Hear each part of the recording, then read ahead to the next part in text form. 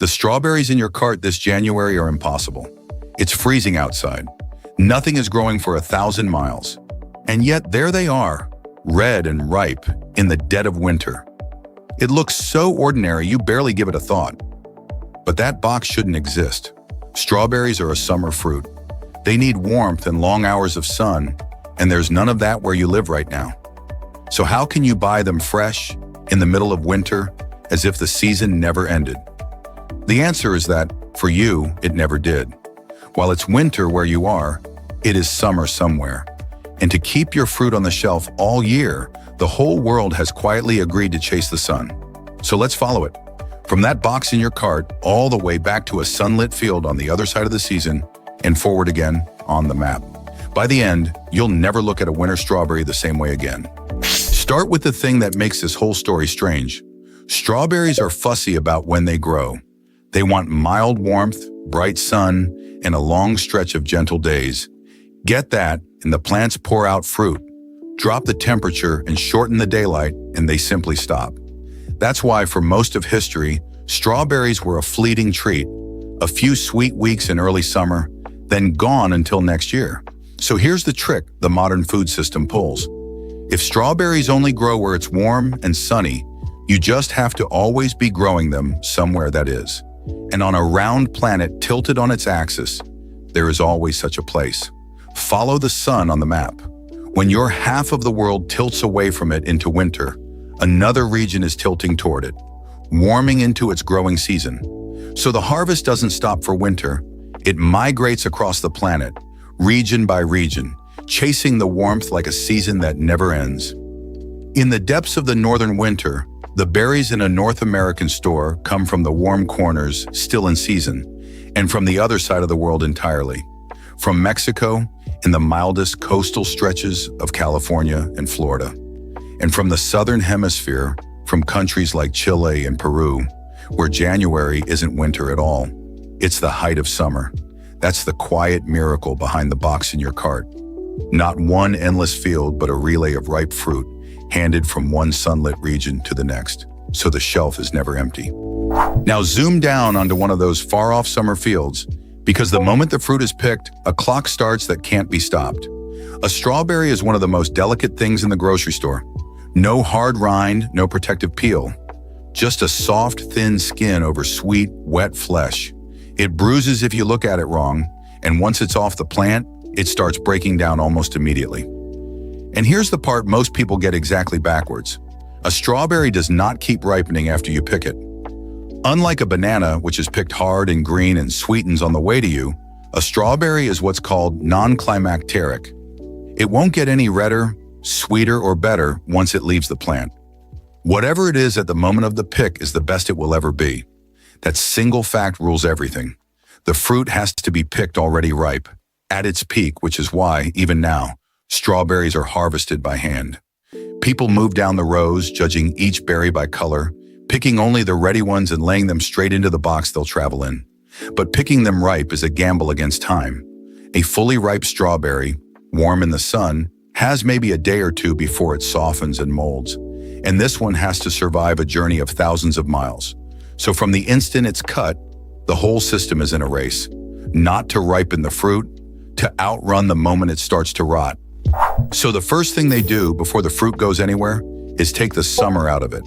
The berries come off the plant carrying the heat of the field, and that warmth is the enemy. Warm fruit breaks down fast, so within hours of being picked, often within the same hour, the boxes are rushed to a cooling facility right by the fields. There they're chilled hard and fast. The most common method blows intensely cold air through the stacked boxes, pulling the field heat straight out of the center of every berry and dropping them toward just above freezing. It's called forced air cooling, and it does in minutes what a home fridge would take a day to do. Get the fruit cold before it can turn, and its clock slows to a crawl. From that moment, the same iron rule takes over that governs almost everything perishable. The fruit must stay cold. Every step from here to your cart is just a chain of cold rooms and cold vehicles handing the berries off without a single warm gap. Because these berries can't ripen to fix themselves, cold is the only thing holding back the decay, and if it ever breaks, the clock speeds right back up. So the strawberry that left a warm field is now chilled, boxed, and asleep, ready for the part that makes the whole thing possible, the fast way north. Now the beet that separates a strawberry from almost every other fruit on the map. This one is in a hurry. Remember the banana. It's picked green and hard so it can afford a slow, 2-week voyage on a refrigerated ship, ripening only when it arrives. A strawberry has no such luxury. It's already ripe, already fragile, already counting down. It can't spend 2 weeks at sea. So for the berries coming from the farthest fields, the system does something you almost never picture with fresh fruit. It puts them on a plane. Chilled, boxed strawberries from far-off summer harvests are loaded into the refrigerated hold of a cargo aircraft and flown in days or even hours to a market on the other side of the planet. It's expensive and it's fast. And for a fruit racing the clock, speed is worth paying for. That box in your winter cart may have flown farther in less time than you have all year. Not every berry flies. Fruit crossing a land border by the truckload rides in refrigerated trucks, reefers held cold the whole drive, and some hardier, longer-keeping berries still travel by refrigerated sea container, chasing the same narrow window. But whichever way it moves, by air, road, or sea, the fruit never leaves the cold, and the route is built around one thing: getting there before the berry runs out of time. Picture it on the map: a summer field far to the south, an amber line lifting off, arcing across the equator and up toward your winter, measured not in miles but in the hours it can beat the fruit's own decay. The last stretch looks like the easy part. It's really where all that effort is either kept or thrown away. When the berries land in your part of the world, they're moved, still cold, into a refrigerated distribution center. From there, refrigerated trucks carry them to the grocery stores, and inside they go straight into the chilled produce section to wait for you. Truck, warehouse, store cooler, every link just another cold box handing the fruit to the next, exactly as it's been since a cooling shed on the far side of the season. And this is the part most in your hands. Everything upstream, the careful ripe pick, the fast field chill, the flight across the world was spent to deliver these berries to you still fresh. When you pick up the box, carry it home, and put it in your fridge, you are the final link in a cold chain that has held unbroken since a warm summer morning thousands of miles away.